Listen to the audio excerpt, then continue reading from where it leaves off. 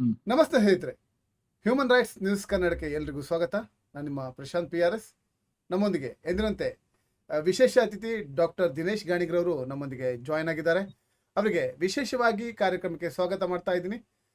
ಸಾಕಷ್ಟು ಸಮಯದಿಂದ ನಂತರ ಇವತ್ತು ನಮ್ಮೊಂದಿಗೆ ಜಾಯ್ನ್ ಆಗಿದ್ದಾರೆ. ಅವರಿಗೆ ಕಾರ್ಯಕ್ರಮಕ್ಕೆ ವಿಶೇಷವಾಗಿ ಸ್ವಾಗತ, ನಮಸ್ಕಾರ. ಹೇಗೆ ನಡೀತಾ ಇದೆ ಹೋರಾಟ? ನಿಮ್ಮ ಮೇಲೆ ಎಷ್ಟು ಕೇಸ್ಗಳಾಯಿತು? ಏನೆಲ್ಲ ಆಗ್ತಾ ಇದೆ? ಯಾವ ವಾತಾವರಣದಲ್ಲಿ ಇದೆ ಹೋರಾಟ? ಮೊದ್ಲಿಂದ ಹೇಗ್ ನಡೀತಿದೆ ಅದಕ್ಕಿಂತ ಸ್ವಲ್ಪ ವೇಗ ಪಡೆದುಕೊಂಡಿದೆ. 2025 ನಾನು ಹಿಂದೆ ಹೇಳ್ದಾಗೆ ಸೌಜನ್ಯಳಿಗೆ ನ್ಯಾಯ ಸಿಗುವಂತ ವರ್ಷ ಅದು. ಹಾಗಾಗಿ ಹೋರಾಟಕ್ಕೆ ಈಗ ಹಲವಾರು ಜನ ತೊಡಗಿಸಿಕೊಂಡಿದ್ದಾರೆ ಈ ವರ್ಷ ಹೋರಾಟದಲ್ಲಿ. ನನ್ ಗೊತ್ತಿರುವ ಹಾಗೆ ಈ ಬಾರಿ ಒಂದು 20-25 ಜನ ಲೀಡರ್ ಹೋರಾಟಕ್ಕೆ ತೊಡಗಿಸಿಕೊಂಡಿದ್ದಾರೆ. ಹೋರಾಟದಲ್ಲಿ ಹೋರಾಟ ಒಳ್ಳೆ ರೀತಿಯಲ್ಲಿ ನಡೀತಾ ಇದೆ. ಮತ್ತೆ ಕೇಸ್ಗಳು ಮಾಮೂಲು, ನಾವು ಹೆದರುವಂತದ್ದೇನಿಲ್ಲ. ಅವರ ಯಾವ ಕೇಸಿಗೂ ಈ ಹೋರಾಟಗಾರರು ಹೆದರ್ಕೊಳ್ಳುವಂತದ್ದೇನಿಲ್ಲ. ನಮ್ಮ ಉದ್ದೇಶ ಒಂದೇ, ಸೌಜನ್ಯಳಿಗೆ ನ್ಯಾಯ ಸಿಗ್ಬೇಕು. ಸೌಜನ್ಯಳ ತರನೇ ಸತ್ತಂತ ಅದೆಷ್ಟೋ ಹೆಣ್ಮಕ್ಳಿಗೆ ನ್ಯಾಯ ಸಿಗ್ಬೇಕು. ಹಾಗಾಗಿ ನಮ್ಮ ಹೋರಾಟ ಅದು ನಿತ್ಯ ನಿರಂತರ. ಯಾವ ಬಿರುಗಾಳಿ ಬಂದ್ರು, ಯಾವುದೇ ಒಂದು ಬಿರುಗಾಳಿ ಅಡ್ಡ ಆದ್ರೂ ಕೂಡ ನಮ್ಮ ಹೋರಾಟ ನಿಲ್ಲುವುದಿಲ್ಲ. ನಮ್ಮ ಹೋರಾಟ ನಿತ್ಯ ನಿರಂತರವಾಗಿರ್ತದೆ. ನ್ಯಾಯ ಸಿಗುವವರೆಗೂ ನಮ್ಮ ಹೋರಾಟ ನಡೀತಾ ಇರ್ತದೆ. ಈಗ ಅದೆಲ್ಲ ಹೋಗ್ಲಿ, ನೀವು ನಿಮ್ಮ ಸ್ನೇಹಿತರನ್ನ ಬಹಳ ಸಲ ಕರೆ ಮಾಡಿದ್ದೀರಿ, ಚರ್ಚೆಗೆ ಆಹ್ವಾನಿಸಿದ್ದೀರಿ.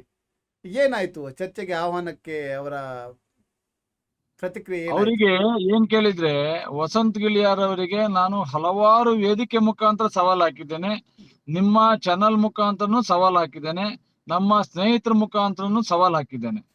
ನೇರ ಡಿಬೇಟಿಗೆ ಬಾ, ನೀನು ಸುಳ್ಳು ಮಾಹಿತಿಯನ್ನು ಕೊಡ್ಬೇಡ ಅಂತ. ಅವನಿಗೆ ಎಲ್ಲಿ ಸುಳ್ಳು ಸತ್ತು ಹೋಗ್ತದ ಎನ್ನುವಂತ ಹೆದರಿಕೆ.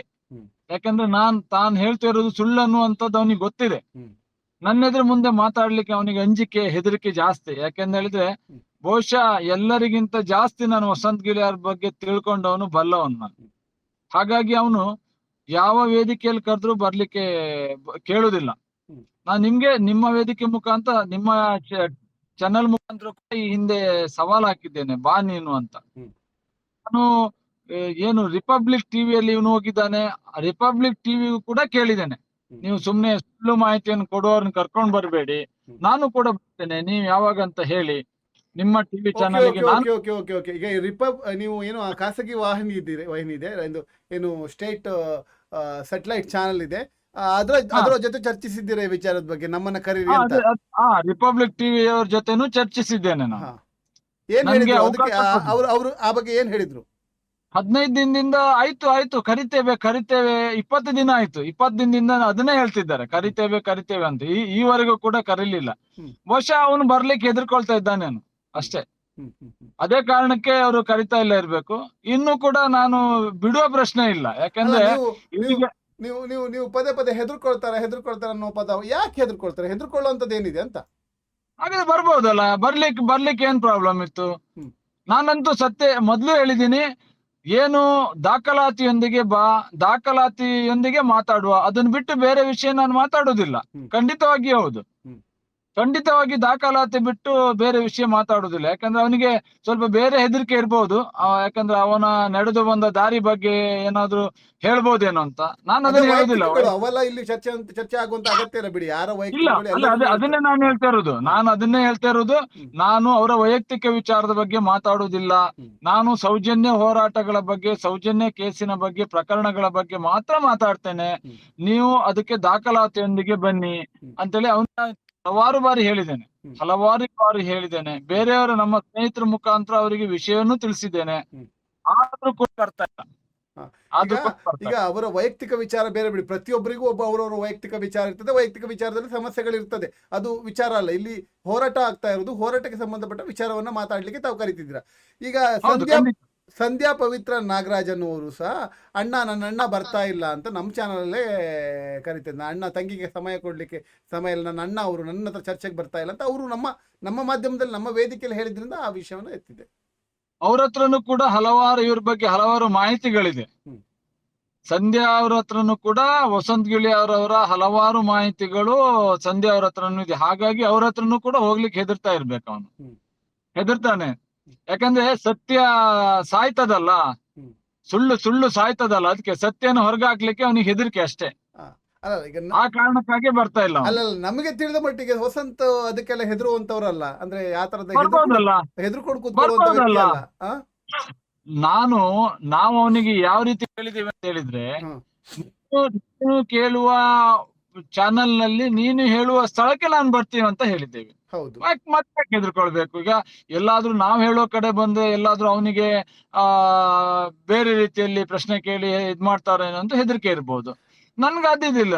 ನೀನ್ ಹೇಳೋ ಚಾನಲ್ ಅಲ್ಲಿ ನೀನ್ ಹೇಳೋ ಕಡೆ ಬರ್ತೀನಿ ಅಂತಾನೆ ಕೇಳಿದೀನಿ. ಹ್ಮ್. ಬರ್ಬೋದಲ್ಲ ಅವನಿಗೆ, ಏನ್ ಅಲ್ಲ, ಸಮಸ್ಯೆ ಇದೆ?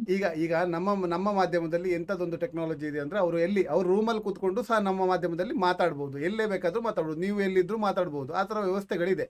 ಏನು ಸ್ಟುಡಿಯೋಕ್ಕೆ ಬರ್ಬೇಕಂತ ಇಲ್ಲ, ಅಲ್ಲೇ ಅವ್ರ ರೂಮಲ್ಲೇ ಕೂತ್ಕೊಂಡು ಸಹ ಮಾತಾಡ್ಬೋದು, ಅವ್ರು ಇರೋ ಜಾಗದಲ್ಲ ಕಾರಲ್ಲ ಕೂತ್ಕೊಂಡು ಸಹ ಮಾತಾಡುವಂತ ವ್ಯವಸ್ಥೆಗಳಿದೆ. ಆ ರೀತಿಯಲ್ಲಿ ಸಹ ಆದ್ರೂ ಬರ್ಬೋದಲ್ವಾ? ಹೌದು, ಬರ್ಬೋದು. ಆದ್ರೆ ನಾವಂದ್ರೆ ನೇರ ಡಿಬೇಟ್ ಇದ್ರೆ, ದಾಖಲಾತಿ ಇದ್ದಾಗ ನೇರ ಡಿಬೇಟ್ ಇದ್ರೆ ಒಳ್ಳೇದನ್ನೋ ಕಾರಣಕ್ಕೆ ನಾವು ಕರಿತಾ ಇದ್ದೀವಿ. ಹಾ. ಆದ್ರೂ ಪರವಾಗಿಲ್ಲ, ನಾನ್ ನಿಮ್ಮ ಚಾನಲ್ ಅಲ್ಲಿ ಬಂದ್ರು ಕೂಡ ನಾನು ಅವ್ರನ್ನ ಅಕ್ಸೆಪ್ಟ್ ಮಾಡ್ತೀನಿ. ಇಲ್ಲ ಅವನು ಹೇಳುವಂತ ಯಾವ ಚಾನಲ್ ಅಲ್ಲೂ ಕೂಡ ಕರೆದ್ರು ಕೂಡ ನಾವು ಬರ್ಲಿಕ್ಕೆ ರೆಡಿ ಇದ್ದೇವೆ. ಹ್ಮ್. ಆದ್ರೆ ಬರ್ತಾ ಇಲ್ಲ ಯಾಕೆ ಅಂತ ನಮ್ಮ ಪ್ರಶ್ನೆ ಅಷ್ಟೇ. ಹ್ಮ್. ಯಾಕೆ ಬೇರೆ ಯಾರ್ಯಾರ್ದೋ ಚಾನಲ್ ಅಲ್ಲಿ ಹೋಗಿ ಕೂತ್ಕೊಳ್ಲಿಕ್ಕೆ ಅವನಿಗೆ ಆಗತ್ತೆ, ನಮ್ಮ ಎದುರು ಕೂತ್ಕೊಳ್ಲಿಕ್ಕೆ ಅವನಿಗೆ ಆಗುದಿಲ್ವಾ? ಹಾ. ಅಲ್ಲ, ಈಗ ನೀವು ಅಷ್ಟಿದ್ಮೇಲೆ ಅವರಿಗೆ ಒಂದು ಕರೆ ಮಾಡಿ ಫೋನ್ ಮಾಡಿ ಕೇಳ್ಬೋದಲ್ಲ, ನೀವು ಬನ್ನಿ ಮಾತಾಡುವ, ಇಲ್ಲಾದ್ರೂ ಕೂತ್ಕೊಂಡು ಫೋನ್ ಮಾಡಕ್ಕೆ ಏನಾದ್ರು ಸಮಸ್ಯೆ ಇದೆ ಅಂತ?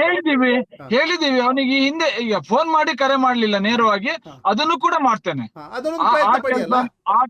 ಆ ಕೆಲಸವನ್ನು ಕೂಡ ಮುಂದಿನ ದಿನಗಳಲ್ಲಿ ಮಾಡ್ತೇನೆ. ನೋಡುವ, ಅವ್ನ್ ಅಲ್ಲ, ಬರ್ಲಿ. ಒಂದು ಯಾಕಂದ್ರೆ ನೀವು ಬಹಳ ಸಲ ಈಗ ಅವ್ರು ಈಗಾಗಲೇ ತಿಳಿದಿದೆ, ಎಲ್ಲ ಮಾಧ್ಯಮದಲ್ಲಿ ನೋಡ್ತಾರೆ. ಯಾಕಂದ್ರೆ ಅವರು ನಮ್ಮ ಊರಿನಲ್ಲಿ ಅತಿ ಹೆಚ್ಚು ಬುದ್ಧಿವಂತವಾದ ವ್ಯಕ್ತಿ ಅಂತ ನಾನು ಹೇಳ್ತೀನಿ. ಅಂತ ವ್ಯಕ್ತಿಗಳಿಗೆ ಇದೆಲ್ಲ ತಿಳಿದೇ ಇರುವಂತದ್ದು ಸಾಧ್ಯ ಇಲ್ಲ. ಅಂಥದ್ರಲ್ಲಿ ನೀವು ಸಹಜವಾಗಿ ಈಗ ನೀವು ಈ ಫೋನ್ ಮಾಡಬೇಕಾದ ಅಗತ್ಯ ಇಲ್ಲ, ಆದ್ರೂ ಒಂದು ಕರೆ ಮಾಡಿ ಒಂದು ಮಾತಾಡಿ ಅಂತ ಹೇಳುದು. ಇಲ್ಲ, ಖಂಡಿತವಾಗಿ ಕರೆ ಮಾಡ್ತೇನೆ. ನಾನು ಈ ವಿಚಾರದಲ್ಲಿ, ಸೌಜನ್ಯ ಹೋರಾಟ ವಿಚಾರದಲ್ಲಿ ಖಂಡಿತವಾಗಿ ನಾನೇ ತಲೆಬಾಗಿ ಅವರಿಗೆ ಕರೆ ಮಾಡ್ಲಿಕ್ಕೆ ಸಿದ್ಧನಿದ್ದೇನೆ. ಇನ್ನೊಂದ್ 2 ದಿನದಲ್ಲಿ ಅವನಿಗೆ ಕರೆ ಮಾಡಿ ಈ ಬಗ್ಗೆ ಬರ್ಲಿಕ್ಕೆ ಹೇಳ್ತೇನೆ, ಆಹ್ವಾನವನ್ನು ಕೊಡ್ತೇನೆ. ಅವನು ಬರ್ಲಿ.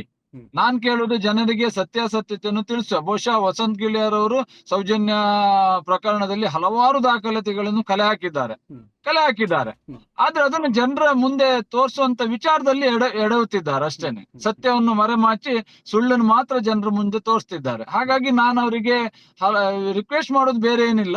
ಸತ್ಯವನ್ನು ಜನರ ಮುಂದೆ ತಿಳಿಸ್ಲಿಕ್ಕೆ ನಾನು ಬರ್ತೇನೆ. ನಿನ್ನ ದಾಖಲಾತಿಯೊಂದಿಗೆ ನೀನು ಬಾ, ನನ್ನ ದಾಖಲಾತಿಯೊಂದಿಗೆ ನಾನು ಬರ್ತೇನೆ. ದಾಖಲಾತಿ ಮಾತಾಡ್ಲಿ, ನಾವು ಮಾತಾಡೋದು ಬೇಡ, ದಾಖಲಾತಿಯೇ ಮಾತಾಡ್ಲಿ. ಸತ್ಯ ಯಾವುದು ಸುಳ್ಳು ಯಾವುದು ಅಂತ ದಾಖಲಾತಿ ಮಾತಾಡ್ಲಿ. ಹಾಗಾಗಿ ಅವನಿಗೆ ಮತ್ತೆ ನಾನು ಆಹ್ವಾನ ಕೊಡ್ತಿದ್ದೇನೆ. ನೀವ್ ಹೇಳುವ ಚಾನಲ್ ಅಲ್ಲಿ ನೀನ್ ಹೇಳುವ ಕಡೆ ಡಿಬೇಟಿಗೆ ದಾಖಲಾತಿಯೊಂದಿಗೆ ನಾನ್ ಬರ್ಲಿಕ್ಕೆ ತಯಾರಿದ್ದೇನೆ, ನೀನು ಕೂಡ ತಯಾರಾಗಿ ಬಾ ಅಂತ ನಾನು ಮತ್ತೆ ನಿಮ್ಮ ಚಾನಲ್ ಮುಖಾಂತರ ಅವರಿಗೆ ರಿಕ್ವೆಸ್ಟ್ ಮಾಡ್ಕೊಳ್ತಾ ಇದ್ದೇನೆ. ಈಗ ನೀವು ಸಹಜವಾಗಿ ಹೋರಾಟದ ಬಗ್ಗೆ ಸಾಕಷ್ಟು ಒಂದು ಹೋರಾಟವನ್ನ ಮಾಡ್ಕೊಂಡು ಬಂದಂಥವ್ರು. ಮಹೇಶ್ ಶೆಟ್ಟಿ ತಿಮ್ರೋಡಿ ಅವರೊಂದಿಗೆ ನಿಮ್ಮ ಸಂಬಂಧ ಸಹ ತುಂಬ ಸ್ಟ್ರಾಂಗ್ ಆಗಿದೆ. ಮತ್ತು ಈ ಹೋರಾಟದಲ್ಲಿ ಅವ್ರ ಜೊತೆನೇ ಹೋದಂಥವ್ರು ತಾವು. ಈಗ ನಿಮ್ಮ ಗುಂಪಿನಲ್ಲಿ, ಈ ಹೋರಾಟಗಾರರ ಗುಂಪಿನಲ್ಲಿ ಯಾವ ರೀತಿಯ ವಾತಾವರಣ ಇದೆ ಈ ಹೋರಾಟಕ್ಕೆ ಸಂಬಂಧಪಟ್ಟ? ಇಲ್ಲ, ಇಲ್ಲಿ ನೋಡಿ, ಹೋರಾಟಗಾರರು ಎಲ್ಲರೂ ಕೂಡ ಒಗ್ಗಟ್ಟಾಗಿ ಇದ್ದೇವೆ. ಎಲ್ಲೂ ಕೂಡ ಬೇರೆ ಬೇರೆ ಆಗಿಲ್ಲ. ಬೇರೆ ಬೇರೆ ಆಗಿದೆ ಅನ್ನುವ ರೀತಿಯಲ್ಲಿ ಮಾಹಿತಿಯನ್ನು ಹೊರಗಡೆ ಹರಿಬಿಡ್ತಾ ಇದ್ದಾರೆ ಅಷ್ಟೇ, ಬಿಟ್ರೆ ಏನೂ ಆಗಿಲ್ಲ. ಮಹೇಶ್ ಅಣ್ಣಿಗೆ ಎಲ್ಲ ಹೋರಾಟಗಾರರು ಕೂಡ ಬಲ ಆಗಿ ನಿಂತಿದ್ದಾರೆ, ಅವ್ರ ಜೊತೆ ನಾವೆಲ್ಲ ಇದ್ದೀವಿ. ಆದ್ರೆ ಕೆಲವೊಂದು ಸಮಯ ಸಂದರ್ಭದಲ್ಲಿ ಬೇರೆ ಬೇರೆ ಕಾರಣಗಳಿಗಾಗಿ ಅವರು ಬೇರೆ ಬೇರೆ ರೀತಿಯಲ್ಲಿ ಹೋರಾಟ ಅದೇ ಊರಲ್ಲಿ ನಿಂತ್ಕೊಂಡು ಹೋರಾಟ ಮಾಡ್ತಿದ್ದಾರೆ ಅಷ್ಟೇ, ಬಿಟ್ರೆ ಈಗ ನೀವು ಇವತ್ತಿನ ಬೆಳವಣಿಗೆಯನ್ನು ನೋಡಿ, ನೀವು ಇತ್ತೀಚಿನ 1-2 ತಿಂಗಳ ಬೆಳವಣಿಗೆಯನ್ನು ನೋಡಿ, ಎಷ್ಟು ಜನ ಹೋರಾಟದಲ್ಲಿ ತೊಡಗಿಸಿಕೊಂಡಿದ್ದಾರೆ, ಎಷ್ಟು ಜನ ಹೋರಾಟಕ್ಕೆ ಬೆಂಬಲವಾಗಿ ನಿಂತಿದ್ದಾರೆ. ಬಹುಶಃ ಇನ್ನು ಮುಂದಿನ ದಿನಗಳಲ್ಲಿ ಮಹೇಶ್ ಅಣ್ಣ ಸುಮ್ನೆ ಮನೇಲಿ ಕೂತ್ರು ಕೂಡ ಈ ಹೋರಾಟ ದೊಡ್ಡ ಮಟ್ಟದಲ್ಲಿ ಹೋಗುತ್ತೆ. ಅಂದ್ರೆ ಆ ರೀತಿಯ ಹೋರಾಟಕ್ಕೆ ಜನ ಬರ್ತಾ ಇದ್ದಾರೆ ಈಗ, ಅಲ್ಲ, ಸ್ವಯಂ ಪ್ರೇರಿತವಾಗಿ. ಈಗ ನೀವು ಹೇಳಿದಾಗೆ ರಾಜ್ಯದಾದ್ಯಂತ ತುಂಬಾ ಜನ ಬರ್ತಾ ಇದ್ದಾರೆ. ರಾಜ್ಯದಾದ್ಯಂತ ಬೇರೆ ಬೇರೆಯವರು ಧ್ವನಿ ಎತ್ತಲಿಕ್ಕೆ ಶುರು ಮಾಡ್ತಾ ಇದ್ದಾರೆ. ಎಲ್ಲರೂ ಧ್ವನಿ ಎತ್ತಲಿಕ್ಕೆ ಶುರು ಮಾಡ್ತಾ ಇದ್ದಾರೆ. ಈ ಹೋರಾಟ ಎಲ್ಲವೂ ಹೋರಾಟದ ಮಟ್ಟದಲ್ಲೇ ಇದೆ. ಅದು ಕಾನೂನಾತ್ಮಕವಾಗಿ ಏನಾದ್ರೂ ಹೆಜ್ಜೆಯನ್ನು ಇಡ್ತಾ ಇದೆಯಾ ಅಂತ? ಇಲ್ಲ, ಕಾನೂನಾತ್ಮಕವಾದ ಕೆಲಸವನ್ನು ಕಾನೂನಾತ್ಮಕವಾದ ರೀತಿಯಲ್ಲಿ ಕೆಲಸ ಮಾಡ್ತಾ ಇದ್ದಾರೆ. ಅದೊಂದು ಟೀಮೇ ಇದೆ. ಅದು ಆ ಟೀಮ್ ಏನ್ ಕೆಲಸ ಮಾಡ್ಬೇಕು ಅದನ್ನ ಮಾಡ್ತಾ ಇದ್ದಾರೆ. ಅದರಲ್ಲಿ ನಾವು ಯಾವ ಹಿಂದೆ ಬೀಳ್ಲಿಲ್ಲ. ಆ ಕೆಲಸನೂ ಕೂಡ ಆಗ್ತಾ ಇದೆ. ಕಾನೂನಾತ್ಮಕವಾಗಿ ಏನ್ ಮಾಡ್ಬೇಕು, ಅದು ಸುಪ್ರೀಂ ಕೋರ್ಟ್ ಏನು ಫೈಲ್ ಮಾಡ್ಬೇಕು ಎಲ್ಲ ಮಾಡ್ತಾ ಇದ್ದಾರೆ. ಆದ್ರೆ ಬೇರೆ ಬೇರೆ ಹೋರಾಟಗಳು ನಡೀತಾ ಇದೆ. ಬಟ್ ಪದೇ ಪದೇ ಹೋರಾಟಕ್ಕೆ ನ್ಯಾಯಾಲಯ ತಡೆ ಕೊಡ್ತಾ ಇದೆ ಅನ್ನೋ ಕಾರಣಕ್ಕೆ ಹೋರಾಟ ಸ್ವಲ್ಪ ನಿಂತಿದೆ ಅಷ್ಟೇ. ಆದ್ರೆ ವಾಟ್ಸಪ್ ಇರ್ಬೋದು, ಫೇಸ್ಬುಕ್ ಇರ್ಬೋದು, ಸಾಮಾಜಿಕ ಜಾಲತಾಣದಲ್ಲಿ ಎಲ್ಲಾ ರೀತಿಯ ಹೋರಾಟಗಳು ನಡೀತಾ ಇದೆ. ನೀವು ಸರ್ಕಾರದ ಹೋರಾಟಗಾರರು ಸರ್ಕಾರದ ಮನೆಯ ಬಾಗಿಲನ್ನು ತಟ್ಟಲಿಕ್ಕೆ ಯಾಕೆ ಹಿಂದೇಟಾಗ್ತಾ ಇದ್ದೀರಾ? ಯಾಕೆ ಸಿದ್ದರಾಮಯ್ಯವ್ರನ್ನ ಮಾತಾಡಿಸ್ತಾ ಇಲ್ಲ? ಯಾಕೆ ನೀವು ಮತ್ತೆ ಮತ್ತೆ ಅದನ್ನ ಈ ತರ ಸಮಸ್ಯೆಗಳು ಬರ್ತಾ ಇರುವಾಗ ಸರ್ಕಾರದ ಮನೆ ಬಾಗಿಲನ್ನ ಮುಟ್ಟೋಕೆ ಯಾಕೆ ಪ್ರಯತ್ನ ಅಲ್ಲ, ಪಡ್ತಾ ಇಲ್ಲ? ಯಾರೇ ಮುಂದಿನ ಹೋರಾಟ ರೂಪುರೇಷೆಗಳು ನಡೀತಾ ಇದೆ.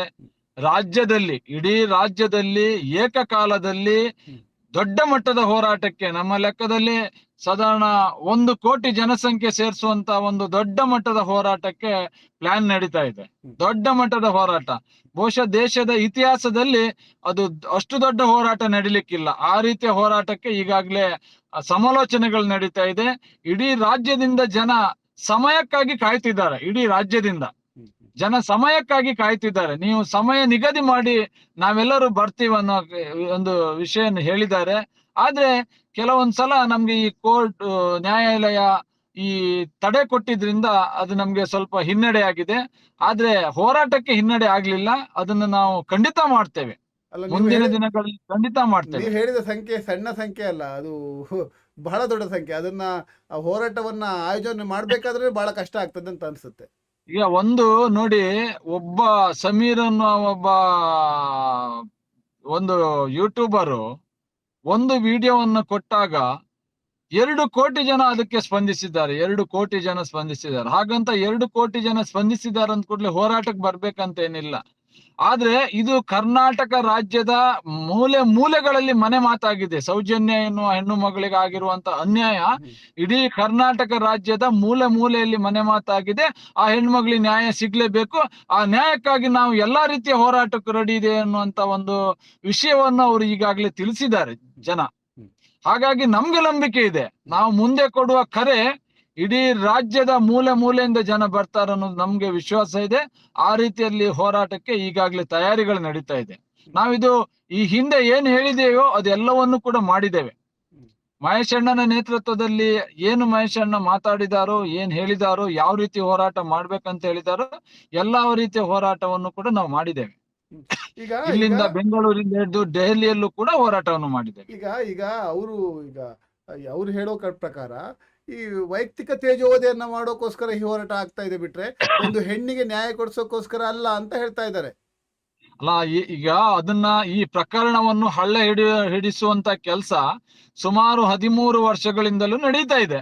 ಈಗ ಸ್ವಲ್ಪ ಜಾಸ್ತಿ ಆಗ್ತಿದೆ. ವೈಯಕ್ತಿಕ ದೇವಸ್ಥಾನಕ್ಕೆ ತೊಂದರೆ ಕೊಡ್ತಾರೆ. ಯಾರು ಕೂಡ ಇವತ್ತಿನವರೆಗೆ ದೇವಸ್ಥಾನಕ್ಕೆ ತೊಂದರೆ ಕೊಡ್ಲಿಲ್ಲ. ನಮ್ಮ ಹೋರಾಟಗಾರರು ಎಲ್ಲರೂ ಕೂಡ ಅಣ್ಣಪ್ಪ ಮಂಜುನಾಥ ಸ್ವಾಮಿ ಆಶೀರ್ವಾದ ಪಡ್ಕೊಂಡೆ ಧರ್ಮಸ್ಥಳಕ್ಕೆ ಹೋಗಿಯೇ ಕೈ ಮುಗಿದುಕೊಂಡೇ ಅಲ್ಲಿಂದ ಹೋರಾಟವನ್ನು ಪ್ರಾರಂಭಿಸ್ತಾ ಇದ್ದೇವೆ. ದೇವಸ್ಥಾನದ ಬಗ್ಗೆ ಯಾರು ಎಲ್ಲೂ ಕೂಡ ಮಾತಾಡಿಲ್ಲ. ಯಾಕೆ ಇವರ ಪ್ರಕರಣವನ್ನು ಬೇರೆ ದಿಕ್ಕಿಗೆ ಸ್ಥಳಾಂತರಿಸಲಿಕ್ಕೆ ದೇವಸ್ಥಾನದ ವಿಚಾರವನ್ನು ಎತ್ತಿದ್ದಾರೆ ಅಷ್ಟೇ. ಮತ್ತೆ ಯಾರೋ ಒಬ್ರು ತಿಳಿಗೇಡಿಗಳು ಮಾಡೋದಕ್ಕೆ ಒಂದು ಧರ್ಮವನ್ನ ಉಲ್ಲೇಖ ಮಾಡ್ತಾ ಇರೋದು ಸರಿನಾ? ಧರ್ಮ ಎಲ್ಲಿ? ಧರ್ಮದ ವಿಚಾರದಲ್ಲಿ ಯಾರು ಮಾತಾಡ್ಲಿಲ್ಲ ಅಲ್ಲ, ಯಾರು ಮಾತಾಡ್ಲಿಲ್ಲ. ಆದ್ರೆ ಧರ್ಮದ ವಿಚಾರದಲ್ಲಿ ಮಾತಾಡುವವರು, ಧರ್ಮಸ್ಥಳದ ವಿಚಾರದಲ್ಲಿ ಮಾತಾಡುವವರು, ಧರ್ಮಸ್ಥಳದಲ್ಲಿ ನಡೆದಂತ ಹಲವಾರು ಅಸ್ವಾಭಾವಿಕ ಸಾವಿನ ಬಗ್ಗೆ ಯಾಕೆ ಮಾತಾಡ್ತಾ ಇಲ್ಲ? ಅಲ್ಲಿ ನಡೆದಂತ ಅತ್ಯಾಚಾರಗಳ ಬಗ್ಗೆ ಯಾಕೆ ಮಾತಾಡ್ತಾ ಇಲ್ಲ? ಅಲ್ಲಿ ನಡೆದಂತ ಕೊಲೆಗಳ ಬಗ್ಗೆ ಯಾಕೆ ಮಾತಾಡ್ತಾ ಇಲ್ಲ? ಯಾಕೆ ನಿಮ್ಗೆ ಕಣ್ಣು ಕಾಣಿಸ್ತಾ ಇಲ್ವಾ? ಯಾಕೆ ಧರ್ಮಸ್ಥಳದಲ್ಲಿ ಸತ್ರ ಅವರು ಹೆಣ್ಣಲ್ವಾ? ಧರ್ಮಸ್ಥಳದಲ್ಲಿ ಅತ್ಯಾಚಾರ ಆದ್ರೆ ಹೆಣ್ಣಲ್ವಾ ಅವಳು? ಅಲ್ಲಿ ಮಾತಾಡ್ಬಾರ್ದ ನಿಮ್ಗೆ? ಯಾಕೆ ನಿಮ್ಮನೆ ಮಗಳಿಗೆ ಆದ್ರೆ ಮಾತ್ರ ನಿಮ್ಗೆ ನೋವಾಗುದಾ? ಬೇರೆಯವ್ರ ಮನೆ ಮಕ್ಳು ನಿಮ್ಮನೆ ಮಕ್ಳಲ್ವಾ? ಯಾಕೆ ಅದನ್ನ ಅರ್ಥ ಮಾಡ್ಕೊಳ್ಳೋದಿಲ್ಲ ನೀವು? ಧರ್ಮದ ವಿಚಾರ ಮಾತಾಡ್ತೀರಿ, ದೇವರ ವಿಚಾರ ಮಾತಾಡ್ತೀರಿ. ಯಾರು ಮಾತಾಡಿದ್ದಾರೆ? ಎಲ್ಲಿ ಮಾತಾಡಿದ್ದಾರೆ? ಯಾವೊಬ್ಬ ಹೋರಾಟಗಾರನು ಕೂಡ ಧರ್ಮಸ್ಥಳ ವಿಷಯ ಮಾತಾಡ್ಲಿಲ್ಲ. ಯಾವೊಬ್ಬ ಹೋರಾಟಗಾರನು ಕೂಡ ದೇವರ ಬಗ್ಗೆ ಮಾತಾಡ್ಲಿಲ್ಲ. ಯಾಕೆ ಇವರು ಅದನ್ನ ಈ ಹೋರಾಟದ ದಿಕ್ಕನ್ನು ಬದಲಾಯಿಸ್ಲಿಕ್ಕೆ ನೋಡ್ತಾ ಇದ್ದಾರೆ? ಈಗ ದೇವರನ್ನುವುದು ಒಂದು ಆದಿಶಕ್ತಿ, ಅದೊಂದು ಪ್ರಾಕೃತಿಕ ಶಕ್ತಿ, ಅದು ಎಲ್ಲರನ್ನ ರಕ್ಷಣೆ ಮಾಡುವಂಥದ್ದು. ಆ ದೇವರ ಮೇಲೆ ನಂಬಿಕೆ ಇಲ್ಲ ಹೋರಾಟಗಾರರಿಗೆ ಅನ್ನೋದನ್ನ ಹೇಳ್ತಾರೆ ಅವರು. ದೇವರ ಮೇಲೆ ನಂಬಿಕೆ ಇದ್ದೇ ಹೋರಾಟ ಮಾಡ್ತಾ ಇರೋದು. ದೇವರೇ ನಮ್ಗೆ ಈ ಶಕ್ತಿಯನ್ನ ಕೊಟ್ಟಿರೋದು. ನಮ್ಗೆ ನಂಬಿಕೆ ಇದೆ. ಆ ದೇವರೇ ನಮ್ಗೆ ಈ ಶಕ್ತಿಯನ್ನು ಕೊಟ್ಟಿರೋದು, ದೇವರ ಪ್ರೇರಣೆ ಅಂತ ನಡೀತಾ ಇದೆ ಇದು. ಯಾಕೆಂದೇಳಿ ನೀವೇ ಅದನ್ನ ಹೋರಾಟ ನಡೆದು ಬಂದ ಹಾದಿಯನ್ನ ನೋಡಿ ನೀವು. 2021ರಲ್ಲಿ ಏನು ಪ್ರಾರಂಭ ಆಯ್ತು, 22ರಲ್ಲಿ, 23ರಲ್ಲಿ ಯಾವ ರೀತಿ ಇತ್ತು, 24ರಲ್ಲಿ ಏನಾಯ್ತು, 25ರಲ್ಲಿ ಹೇಗೆ ಮತ್ತೆ ಮನ್ನಣೆಗೆ ಬಂತು. ದೈವ ಶಕ್ತಿ ಇಲ್ಲದೆ ಏನೂ ಸಾಧ್ಯ ಇಲ್ಲ. ನಮ್ಗೆ ದೇವ್ರ ಮೇಲೆ ನಂಬಿಕೆ ಇದೆ. ನಮ್ಗೆ ಅಣ್ಣಪ್ಪ ಮಂಜುನಾಥ ಸ್ವಾಮಿ ಮೇಲೆ ಸಂಪೂರ್ಣ ನಂಬಿಕೆ ಇದೆ.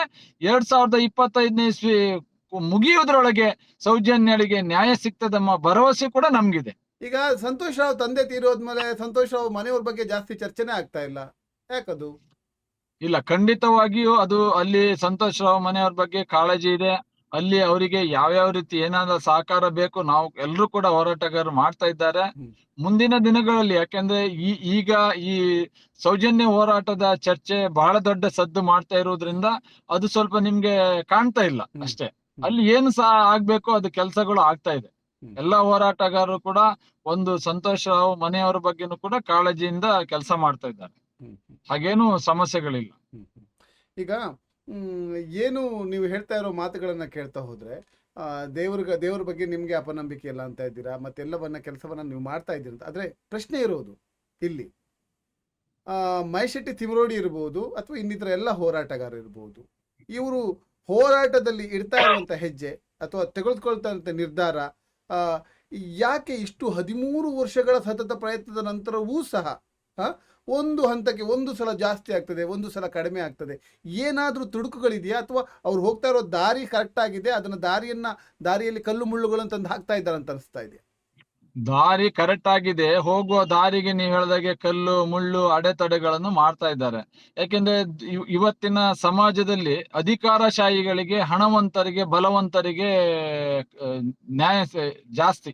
ಯಾಕೆಂತ ಹೇಳಿದ್ರೆ ಬಡವರ ರಕ್ತ ಹೀರಿ ತಿಂತಾರಲ್ಲ, ಹಾಗಾಗಿ ಅವರು ಮುಂದೆ ಹೋರಾಟ ಮಾಡುದು ಬಹಳ ಕಷ್ಟ ಆಗ್ತಿದೆ ನಮ್ಗೆ. ಆದ್ರೂ ಹೋರಾಟ ನಿಲ್ಲುವುದಿಲ್ಲ, ತಡೆ ಬರ್ಬಹುದು. ಯಾವತ್ತೂ ಕೂಡ ಧರ್ಮ ಅಧರ್ಮದ ನಡುವೆ ಯುದ್ಧ ನಡೀತಾ ಇರ್ತದೆ. ಆದ್ರೆ ಧರ್ಮಕ್ಕೆ ನ್ಯಾಯ ಸಿಗುವುದು ತಡ, ಆದ್ರೆ ಕೊನೆಗೂ ಗೆಲ್ಲುವುದು ಧರ್ಮನೇ.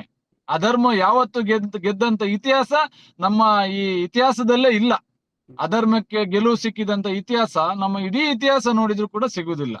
ಸ್ವಲ್ಪ ತಡ ಆಗ್ಬಹುದು ಅಷ್ಟೇ. ಈ ಹೋರಾಟ ಅನ್ನೋದು ಒಂದು ಹೆಣ್ಣು ಮಗಳಿಗೆ ನ್ಯಾಯ ಕೊಡಿಸೋಕೋಸ್ಕರ ಆಗ್ತಾ ಇರೋ ಹೋರಾಟ ಅಲ್ಲ, ಒಬ್ಬ ದೇವತಾ ಮನುಷ್ಯನ ತೇಜೋವಧೆ ಮಾಡ್ಲಿಕ್ಕೆ ಆಗ್ತಾ ಇರುವಂತ ಹೋರಾಟ ಅಂತ ಹೇಳ್ತಾ ಇದ್ದಾರೆ.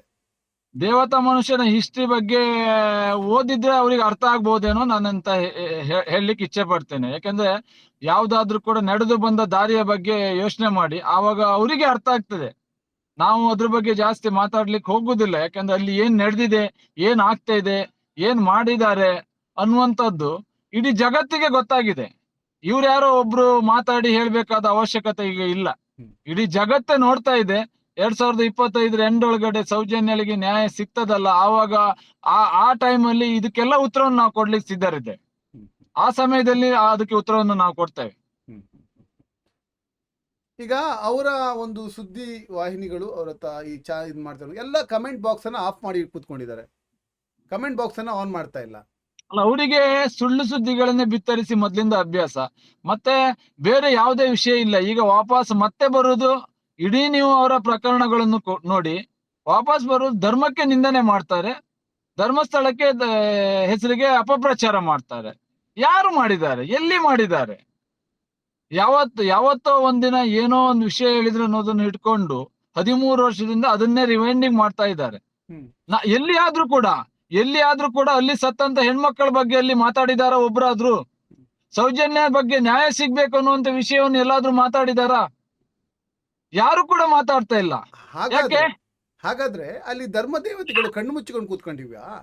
ಧರ್ಮ ದೇವತೆಗಳು ಯಾವುದನ್ನು ಸತ್ಯತೆ ಗೊತ್ತಿದೆ, ಧರ್ಮ ದೇವತೆಗಳಿಗೆ ಗೊತ್ತಿಲ್ಲದೆ ಇರುವಂತ ವಿಚಾರ ಇಲ್ಲ. ಒಂದು ನಂಬಿಕೆ, ಆ ನಂಬಿಕೆ ಧರ್ಮ ದೇವತೆಗಳು ಅನ್ನೋದು ಒಂದು ನಂಬಿಕೆ.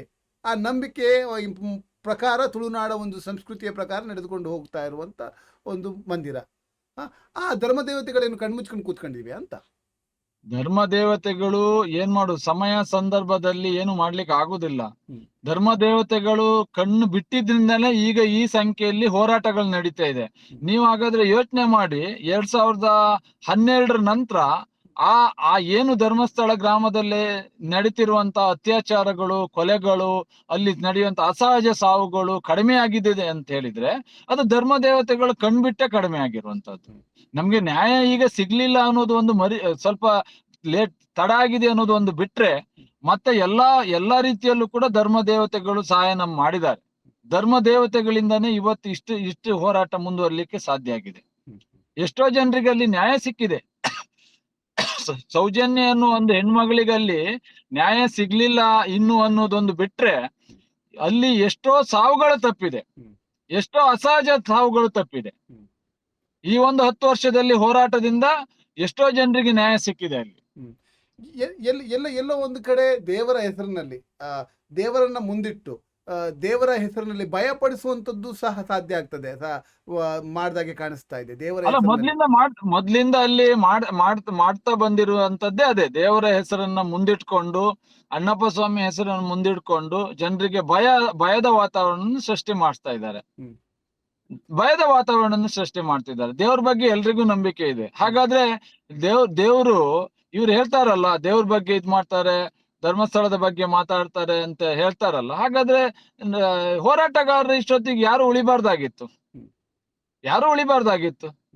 ದೇವ್ರು ಎಲ್ಲ ಹೋರಾಟಗಾರರಿಗೆ ಶಕ್ತಿ ಸಾಮರ್ಥ್ಯವನ್ನು ಕೊಟ್ಟಿದ್ದಾನೆ. ಈಗ ಶಕ್ತಿ ಸಾಮರ್ಥ್ಯವನ್ನು ಕೊಟ್ಟೆ ಹೋರಾಟ ಮಾಡಿಸ್ತಾ ಇದ್ದಾನೆ ದೇವ್ರು. ಹಾಗಾಗಿ ನಮ್ಗೆ ದೇವ್ರ ಬಗ್ಗೆ ನಂಬಿಕೆ ಇದೆ, ನಮ್ಗೇನು ಹೆದರಿಕೆ ಇಲ್ಲ ದೇವ್ರ ಬಗ್ಗೆ. ಯಾಕೆಂದ್ರೆ ದೇವ್ರೇ ನಮ್ಗೆ ಹೋರಾಟಕ್ಕೆ ಶಕ್ತಿಯನ್ನು ಕೊಡ್ತಾನಂತ ನಾವು ನಂಬಿದೀವಿ, ನಾವೆಲ್ಲರೂ ಕೂಡ. ಧರ್ಮವನ್ನ ರಕ್ಷಿಸೋಸ್ಕರ ಬಂದಂತದ್ದು ಪರಮೇಶ್ವರ ಧರೆಗೆ. ಆ ಧರ್ಮವನ್ನ ರಕ್ಷಿಸೋಕೋಸ್ಕರ ನಮ್ಮ ನೆಲೆಯಲ್ಲಿ ಬಂದು ನೆಲೆಸಿದ್ದಾನೆ. ಇಂಥ ಸಮಯದಲ್ಲಿ ಈ ಕಲಿಯುಗದ ಮಹಿಮೆಯೋ ಅಥವಾ ಯಾವ ಕಾರಣಕ್ಕೆ ಹೆಣ್ಣು ಮಗಳಿಗೆ ನ್ಯಾಯ ಸಿಕ್ಕೋದು ತಡವಾಗ್ತಾ ಇದೆ ಅಂತ ನಿಮ್ಮ ಅನಿಸಿಕೆ? ಕೆಲವೊಂದ್ಸಲ ನೋಡಿ, ಪಾಂಡವರು ಕೂಡ 14 ವರ್ಷ ವನವಾಸವನ್ನು ಅನುಭವಿಸುವಂತ ರಾಮಾಯಣದಲ್ಲಿ ರಾಮನು ಕೂಡ ವನವಾಸವನ್ನು ಅನುಭವಿಸಿದ್ದಾನೆ. ಪಾಂಡವರು ಕೂಡ ಆ ಕಷ್ಟವನ್ನು ಅನುಭವಿಸಿದ್ದಾರೆ. ಅವರಿಗೂ ಕೂಡ ಕಷ್ಟ ಆಗಿತ್ತು. ಹಾಗಂತ ಕಷ್ಟ ಅವರಿಗೆ ನ್ಯಾಯ ಕೂಡ್ಲೆ ಸಿಕ್ಕಿಲ್ಲ. ಅವರಿಗೂ ಕೂಡ ಹಲವಾರು ವರ್ಷಗಳ ನಂತರವೇ ನ್ಯಾಯ ಸಿಕ್ಕಿರುವಂತದ್ದು. ಈಗ ನೀವು ದ್ವಾಪರ ಯುಗ ಮತ್ತೆ ತ್ರೇತಾಯುಗದ ಬಗ್ಗೆ ಮಾತಾಡ್ತಾ ಇದ್ದೀರಿ, ಈಗಂತೂ ಕಲಿಯುಗ ಅಲ್ಲ. ಅದೇ ಆವಾಗ್ಲೇ ಅಂತ ಯುಗದಲ್ಲೇ ಸಿಗೋದು ತಡ ಆಯ್ತಂದ್ರೆ ಇಲ್ಲಿ ನಾವು ಕಾಯ್ಲೇಬೇಕಾಗತ್ತೆ. ಆದ್ರೆ ಕೊನೆಗೆ ಸಿಗುವ ನ್ಯಾಯ ಇದೆಯಲ್ಲ, ಅದು ಪರ್ಮನೆಂಟ್ ಆಗಿರುತ್ತೆ. ಯಾವತ್ತೂ ಕೂಡ ನ್ಯಾಯ ಕೊನೆ ಲೇಟ್ ಆಗಿ ಸಿಗುದಂತೆ. ನ್ಯಾಯ ಸಿಕ್ಕಿದ್ರೆ ಅದು ಮುಂದೆ ಎಲ್ರಿಗೂ ಅನುಕೂಲ ಆಗುವಂತ ನ್ಯಾಯನೇ ಸಿಗ್ತದೆ. ಹಾಗಾಗಿ ನಮ್ಗೆ ನಂಬಿಕೆ ಇದೆ, ದೇವ್ರ ಮೇಲೆ ನಂಬಿಕೆ ಇದೆ. ನಾವು ಆ ರೀತಿ ದೇವರೇ ಕೂಡ ನಮ್ಗೆ ಹೋರಾಟಕ್ಕೆ ಬಲ ಕೊಟ್ಟಿದ್ದಾನಂತ ಹೇಳಲಿಕ್ಕೆ ನಾವು ಇಚ್ಛೆ ಪಡ್ತೇವೆ. ಸಾಕಷ್ಟು ಮಾತಾಡಿದ್ರಿ ಈ ವಿಚಾರದ ಬಗ್ಗೆ. ವಸಂತ್ ಗಿಳಿಯಾರ್ ಅವರೇ, ನಿಮ್ಮ ಸ್ನೇಹಿತರಾದ ದಿನೇಶ್ ಗಾಣಿಗ್ರವರು ನಿಮಗೆ ಪದೇ ನಿಮಗೆ ಕರೆಯನ್ನ ಕೊಡ್ತಾ ಇದ್ದಾರೆ, ಮತ್ತೆ ಕರೆ ಮಾಡಿ ಸಹ ಮಾತಾಡ್ತೀನಿ ಅಂತ ಹೇಳಿದ್ದಾರೆ. ಏನೇ ಆಗ್ಲಿ, ಅವರು ಕೊಡ್ತಾ ಇರುವಂತ ಒಂದು ಸವಾಲನ್ನು ಸ್ವೀಕರಿಸಿ ಯಾವುದಾದ್ರೂ ಮಾಧ್ಯಮದಲ್ಲಿ ನಿಮ್ಗೆ ಇಷ್ಟ ಆಗುವ ಮಾಧ್ಯಮದಲ್ಲಾದ್ರೂ ಬಂದು ಕೂತ್ಕೊಳ್ಳಿ, ಅದ್ರ ಬಗ್ಗೆ ಚರ್ಚಿಸೋಣ ಅಂತ ಹೇಳ್ತಾ ಇದ್ದಾರೆ. ಅದೇನೇ ಇರಲಿ, ಅದು ನಿಮಗೆ ಬಿಟ್ಟಂತ ಅನಿಸಿಕೆ, ನೀವೇನ್ ಬೇಕಾದ್ರೂ ಮಾಡ್ಬೋದು, ಸ್ವಯಂ ನಿಮ್ಮ ಒಂದು ಇದ್ರ ಮೇಲೆ ನಿಂತಿದ್ದು. ಇಷ್ಟೊತ್ತು ನಮ್ಮೊಂದಿಗೆ ಸಾಕಷ್ಟು ವಿಚಾರದ ಬಗ್ಗೆ ಡಾಕ್ಟರ್ ದಿನೇಶ್ ಗಾಣಿಗ್ರವರು ಸೊಗಸಾಗಿ ಮಾತನಾಡಿದ್ದಾರೆ, ಬಹಳ ಅದ್ಭುತವಾಗಿ ಮಾತನಾಡಿದ್ದಾರೆ. ಖಂಡಿತವಾಗ್ಲಿ ಈ ಪೂರ್ತಿ ವಿಡಿಯೋವನ್ನು ನೋಡ್ಬೇಕೆಲ್ಲರೂ. ದಿನೇಶ್ ಗಾಣಿಗ್ರವರು ಮಾತಾಡಿದಂಥ ವಿಚಾರಕ್ಕೆ ಸಂಬಂಧಪಟ್ಟು ಕಮೆಂಟ್ ಮಾಡಿ ನಿಮ್ಮ ಅಭಿಪ್ರಾಯಗಳನ್ನ ತಿಳಿಸಿ.